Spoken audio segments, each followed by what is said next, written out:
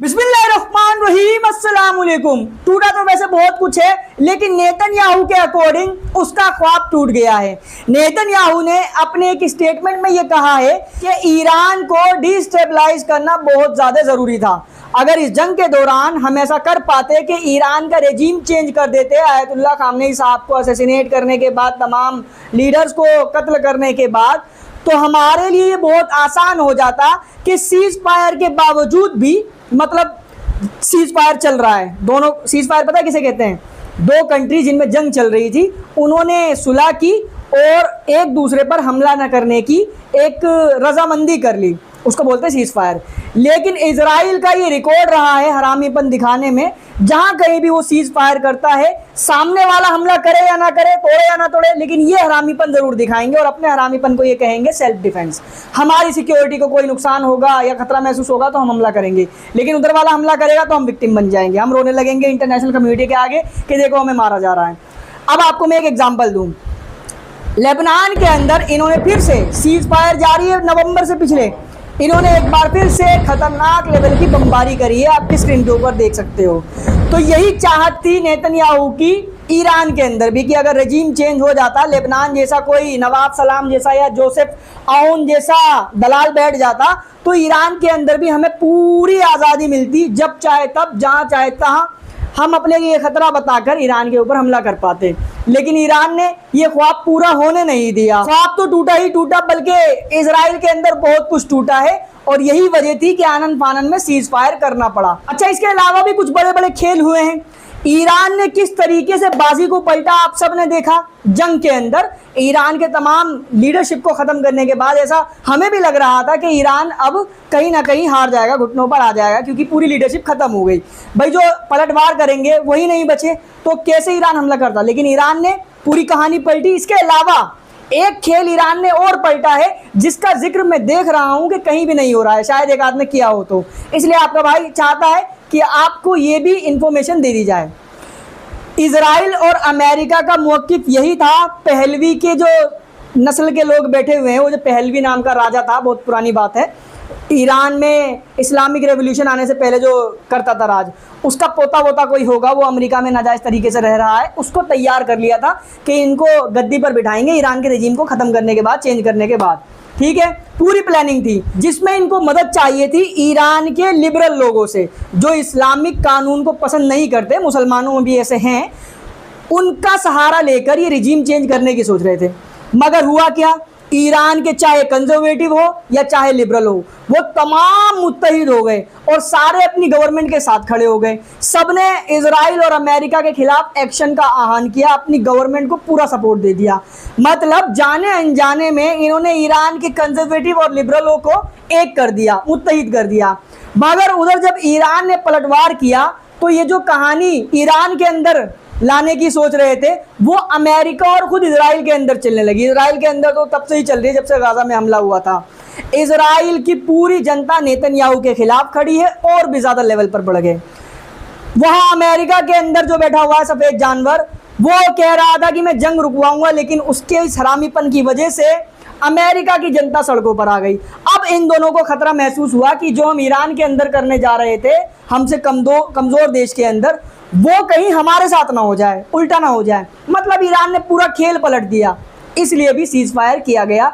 ये आपको ये दलाल लश्कर नोएडा के जो आतंकी हैं ये नहीं बताएंगे, इसलिए आपसे गुजारिश की जाती है कि चैनल पर आते हो तो सब्सक्राइब कर लो, क्योंकि हमारा भी जो मिजाज है ना डीमोटिवेट होता जा रहा है, क्योंकि चैनल ज़्यादा खास ग्रो हो नहीं रहा है, ज़्यादा लोगों तक आवाज़ पहुंच नहीं रही है। तो कभी कभी मन ऐसा भी करता है कि चैनल को बस कर देते हैं। तो वहीं आपने ऐसे जानवर ज़रूर देखे होंगे न्यूज़ चैनल्स पर बैठे हुए, हॉलीवुड बॉलीवुड सीरियल्स के अंदर, जो अक्सर ये ज्ञान देते हुए मिलते हैं कि मुसलमानों में जो महिलाओं के साथ ये जो ज्यादती की जाती है, उनके राइट्स को ट्रैम्पल किया जाता है, कुचला जाता है, इसकी वजह से मुस्लिमों की जो महिलाएं हैं वो तरक्की नहीं कर पाती है। अब इनसे अगर पूछो कि what is the definition of तरक्की, रेवोल्यूशन, तो ये कहेंगे नंगा होके नाचना, पिछवाड़ा मटकाना, इन्फ्लुएंसर बनना, पूरा खोल खाल के दिखाना, ये होती है तरक्की, जो मुसलमान अपनी महिलाओं को करने नहीं देते। उनको बुरके में रखते हैं, उनको हिजाब पहनाते हैं, उतार देंगी तो तरक्की हो जाएगी। अब कहीं पे नाचेंगी तो उसी को तो तरक्की कहते हैं। लेकिन ईरान ने इसी जंग के दौरान इसी तरीके के हरामियों को मुंह तोड़ जवाब दिया है। क्या आया है सामने निकल कर, ये स्टडी शो कर रही हैं। मैंने सर्च करने की कोशिश की तो हजरत गूगल ने ही मुझे बता दिया कि ईरान की जो साइंस और इंजीनियरिंग की जो ग्रेजुएट्स हैं, मतलब साइंस और इंजीनियरिंग लाइन से जो पढ़कर किसी फील्ड में जाकर काम कर रही हैं, ईरान के अंदर 70% उसमें से महिलाएं हैं। और ईरान में ज़बरदस्ती कह लो आप, ज़बरदस्ती इम्प्लीमेंट किया हुआ है हिजाब का कानून कि सबको हिजाब करना पड़ेगा। लेकिन अगर हिजाब करने से महिलाएं बैकवर्ड हो जाती हैं तो ये 70% जो साइंस और इंजीनियरिंग में, समझ रहे हो ना, मैं आपको थोड़ा तफसील से समझाता हूँ। एक जो ये तरक्की बताती हैं वो नंगा होना, नंगे होके नाचना, इन्फ्लुएंसर बनना, बॉलीवुड में जाके कईयों से रंगरेलियां मनाना, उसको ये तरक्की कहती हैं। हालांकि रियल में तरक्की वो होती है कि हमने किसी अपनी माँ बहन को स्कूल कॉलेज भेजकर पढ़ाया लिखाया, अब वो इंजीनियर बनी, साइंटिस्ट बनी, उसके बाद उसने कुछ इनोवेशन किए, कुछ इन्वेंशंस किए, उसने मिसाइल टेक्नोलॉजी बनाई अपने देश को और ज़्यादा ताकतवर बनाने के लिए, उसने मेडिकल के फील्ड में कुछ ऐसी मशीनें बनाई जिससे बड़ी बड़ी बीमारियों का इलाज किया जा सकता है, उनका पता लगाया जा सकता है। उन्होंने मेडिकल के फील्ड में जाकर कुछ ऐसी दवाइयाँ खोज कर निकाल दी या निजात कर दी जिससे ऐसी बीमारियों का इलाज किया जा सकता है जिसके बारे में कहा जाता है कि इलाज मौजूद नहीं है। ये होती है तरक्की। और इस तरक्की को करने के लिए हिजाब उतारने की और बुर्का उतारने की ज़रूरत नहीं है। लेकिन इनकी जो डेफिनेशन है तरक्की करने की, खासकर इन लश्कर नोएडा के आतंकियों की जो डेफिनेशन है, और इनमें कुछ मुसलमान नाम के भी हैं, उनका ये कहना है कि जब हिजाब उतर जाएगा, बुर्का उतर जाएगा, नाचना शुरू कर देंगी तो तरक्की होंगी। ये भी तो तरक्की कर रही है, देखो कितनी तरक्की करी है। झूठ बोलना इनसे सीखो, किसी को बाप बनाना इनसे सीखो, कोई उल्टे काम करने के बावजूद भी कैसे विश्व गुरु बन जाता है वो इनसे सीखो। ये तरक्की तो है। लेकिन एक होती है तरक्की जो जिल्लत दिलाती है, एक होती है तरक्की जो इज्जत दिलाती है। ईरान की इन महिलाओं ने इज्जत दिलाई है। ईरान की आर्मी में बड़े लेवल पर, कंफर्म तो नहीं है भाई, एग्जैक्ट एक्यूरेट नहीं बताया गया कि कितनी तादाद में महिलाएं सर्विस कर रही हैं, लेकिन ईरान की आर्मी में महिलाएं भी शामिल है। यानी इजराइल के ऊपर जो मिसाइल्स गिरी हैं उनका बटन भी कहीं ना कहीं किसी महिला ने ही दबाया था जो इजराइल में जाकर गिरी हैं। लेकिन ये भूखे, ये नंगे, ये बेगैरत, ये बेहया, दुनिया को नंगा देखने वाले और करने वाले ईरान की इस तरक्की को तरक्की नहीं कहेंगे, इसको ये कहेंगे आतंकवाद, कट्टरता। मगर कोई मुस्लिम लड़की, सोफिया अंसारी का नाम सुना होगा, वो इन जानवरों की फेवरेट होगी, इनका आइडियल ऑफ मॉडल होगी वो, कि ऐसी होनी चाहिए मुस्लिम महिलाएं। दावे ये किए जा रहे हैं कि यूरोप और अमेरिका की तरफ से भर भर कर 17 मिलिट्री कार्गो प्लेन्स इजराइल के अंदर भेजे गए हैं। इससे साफ जाहिर है कि जो रिपोर्ट्स दावे कर रही थी, वेस्टर्न मीडिया और अरब मीडिया की रिपोर्ट्स ये दावा कर रही थी जंग के दौरान कि इजराइल के पास अब इतनी मिसाइलें नहीं हैं कि वो ईरान की मिसाइलों को रोक सके, और जो पहले से ही थी वो कौन सा कुछ उखाड़ पा रही थी। ईरान की मिसाइलें दनदनाती हुई घुस रही थी और गिर रही थी। अंदाजा तो ईरान का हो गया कि वो इतनी आसानी से दबने वाला या थकने वाला है नहीं। ईरान की कितनी भी लीडरशिप को ख़त्म करते जाएंगे तो एक ना एक पोजीशन लेता जाएगा, और जो नया आएगा वो हो सकता है पहले वाले से भी ज़्यादा खतरनाक हो और सरफिरा हो। अभी 2-4 मिसाइलें गिर रही हैं तो आगे वाला कोई आके, अभी आयतुल्ला खामनेई साहब ने ईरान के अकॉर्डिंग परमाणु बम को रोका हुआ है बनाने से।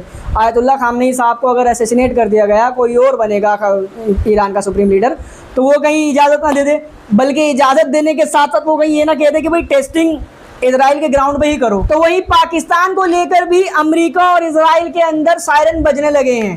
दावा कई सारी रिपोर्ट्स ने, अमेरिकन रिपोर्ट्स ने और अमेरिकन इंटेलिजेंस ने ये कर दिए हैं कि पाकिस्तान बना रहा है भाई साहब ICBM, inter continental ballistic missile.